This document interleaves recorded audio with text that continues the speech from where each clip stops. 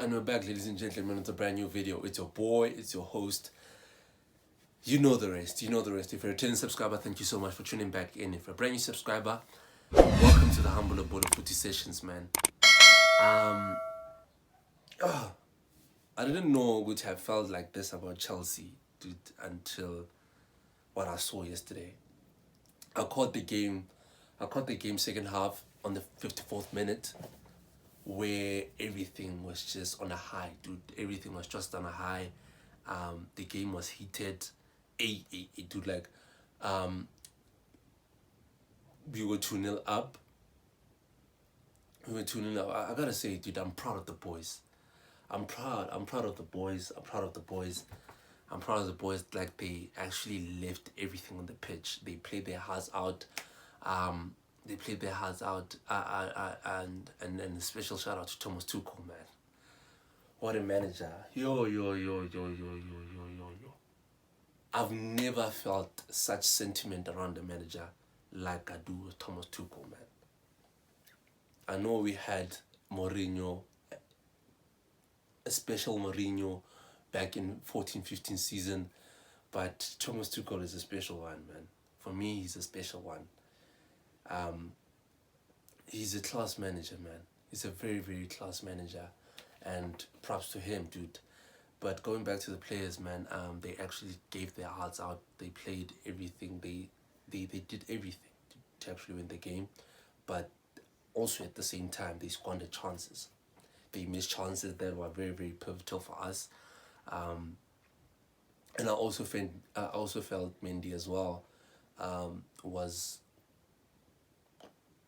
could have actually stopped your Benzema header, because that header was so slow. I don't know whether I watched it on TV or something, but the way I saw it, the header was so slow. You could have actually pounced that shot or that header, and saved us from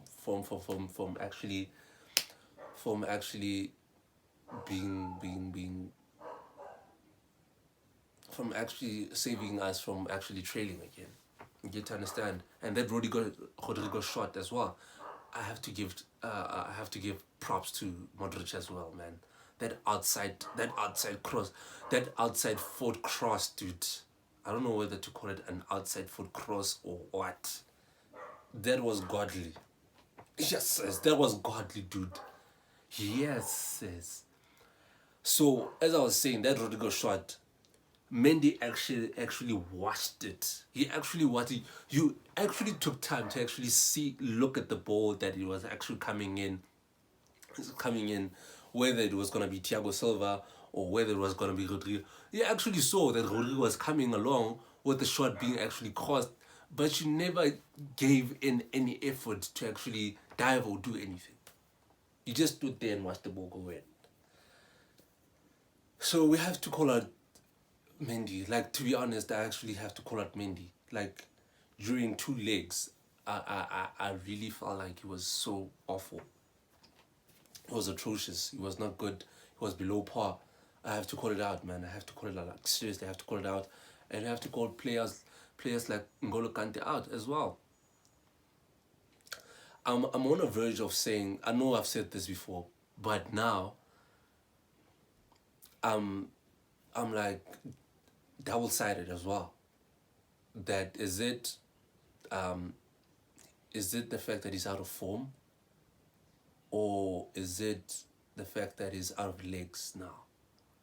Because to be honest, on the pitch he was actually covering up like scrubs. Like, he was actually covering up like small pieces of the ball. He wasn't actually making that full recovery of the ball. He wasn't running like a box-to-box N'Golo Kante that we know. You get to understand? He was covering scraps of the ball, whatever it is, he's covering scraps. The only recovery of the ball that I actually remember from that game, I know I said I watched the game second half, but I actually covered the whole game around 3 a.m. in the morning. The only full recovery that I remember from that game of N'Golo Kante is when he actually covered Benzema. Benzema was clean through. No one was actually spotting him. No one was actually marking. He was clean through, going in the box, going in the 18-yard area, and N'Golo Kante made a clean recovery of the ball, man. So that's the only recovery that I remember from N'Golo. Other than that, man, N'Golo has been losing balls. N'Golo has been slippery. He can't actually make any progressions of the ball. He was up, to say the least.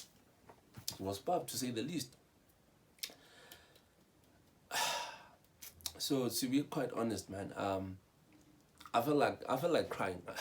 I seriously felt like crying yesterday because of the chances that we squandered when Pulisic actually came on to actually better the game.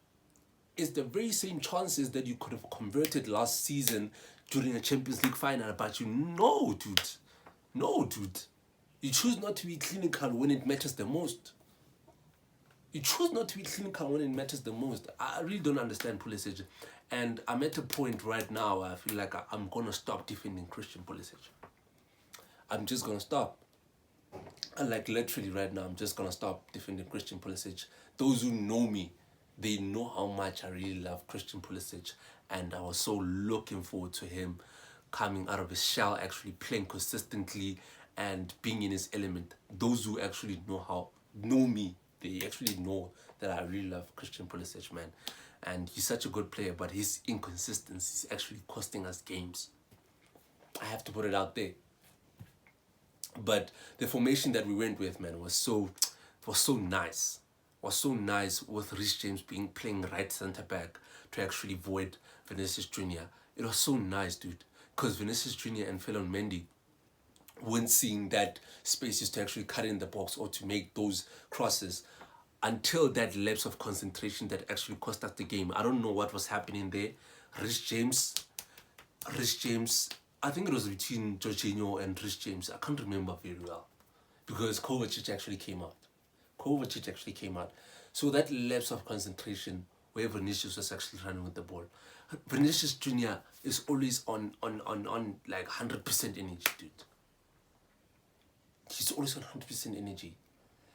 Let me not say 100% energy because like we gave the ball to him to actually do like a nice cross, and Rudiger he was facing Benzema, and he decided to fall when it matters the most as well. He decided to fall. So, but the overall performance of Reece James, I'm so proud of him. Like he's a complete right back. For me, he's a complete right back. Whether you put him right wing back, he's a complete one. I'm not gonna argue with anyone. He's a complete right back, and the way he handled Vinicius, man, so up creme de la creme. You get to understand. And talking about Thiago Silva as well. As I said, the formation was so nice in the sense that we needed goals. We needed to attack. Real Madrid. We needed to actually shut them from their half. We need to actually close them off from their half. And that's what we did. That's what we did in the second half. Like we did it cleanly in the second half, and from the 25th minute. From the 25th minute, that's where we actually did like clean. We actually closed them. We actually shut them in their own half. And props to Kovacic, man. Kovacic playing against the team that actually didn't rate him that high, and he was actually dominating everything. Your Modric didn't actually see much of the ball just because of Kovacic. Let's put it out there. Just because of Kovacic, man. Kovacic is such a class player. And Mason Mount as well, playing as a 10. A lot of people actually called Mason Mount actually playing as a 10. But I thought he was going to play right wing or left wing. But he actually showed class again from at the back of the Southampton game, where he actually played as a 10 as well. So he actually pulled a masterclass as well by scoring that goal, where he was it a volley? I can't remember whether it was a volley or what. You get to understand. So other than that, man, shout out to the players, man. Shout out to every single one. Shout out to every single player. Even Loftus-Cheek as well. I have to give him props, holding down that right wing back position, holding back that right wing back position, because I felt like on the 25th minute, I felt like everyone was covering each and every position. It didn't matter whether you're playing right wing back. If you could cover the centre back role, if you could cover the striker role, if you could cover the left wing back role, you did. So that's why I'm saying that these players played their hearts out, man. These players actually played and gave every single thing that game. And that's what I loved about that Thomas Tuchel team, man. Wow, what a performance, man. What a performance. Like, I can't take anything away from that. Outside of the fact that the chances that we created, we let that game slip, dude. We seriously let that game slip, because the 2 chances that we got from Christian Pulisic was way before that Benzema goal that actually sealed and closed everything. It was way before that match-deciding goal, dude. And the expected goals that we have, man, was way up there. It was like beyond the Real Madrid expected goals. Expected goals, they actually come from the chances that we missed, I think, like, correct me if I'm wrong in the comment section there.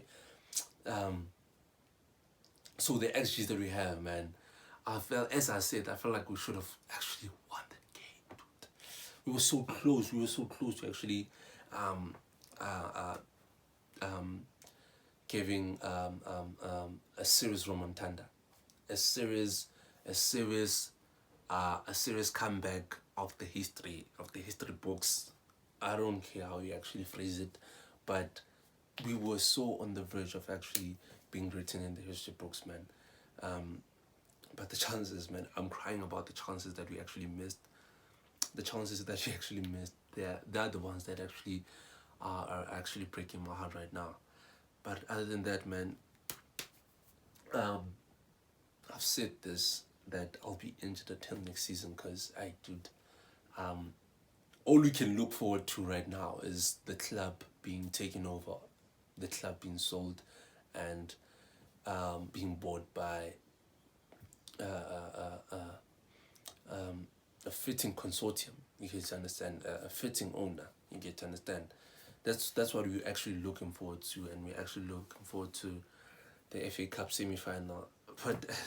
But like, to be honest, man, like, I'm at a point where I really don't care whether we win the FA Cup final. I'm at that point, man. But just for the sake of Thomas Tuchel, let's win it. Let's win it. Just for the sake of Thomas Tuchel, man. Let's win this trophy, and the rest we'll see later, dude. But otherwise, man, I'm so proud of this Chelsea team. I'm so proud of Thomas Tuchel and how he actually carried it. Shout out to Thomas Tuchel, man. The rest we'll see next season. That's the promise, that if the owner actually comes in early and we get to have like all the signings that Thomas Tuchel actually want, we're gonna cook. We're gonna cook, because we have to keep in mind of how we performing, like, during a short space of time, and like how many finals Thomas Tuchel has actually reached within a space of like 2 seasons. Like 2 seasons. And you have to like go back and count how many finals that Thomas Tuchel has reached, and the performance that we actually gave him. We gave him like a Premier League performance, dude. Yesterday we actually gave him a Premier League contender, league win performance. Let's be honest, man. So I feel like, let's back, if the owner comes in early and backs Thomas Tuchel, man, next season we're coming for blood. But let's focus on the club takeover and the FA Cup semi-final. Other than that, man, peace.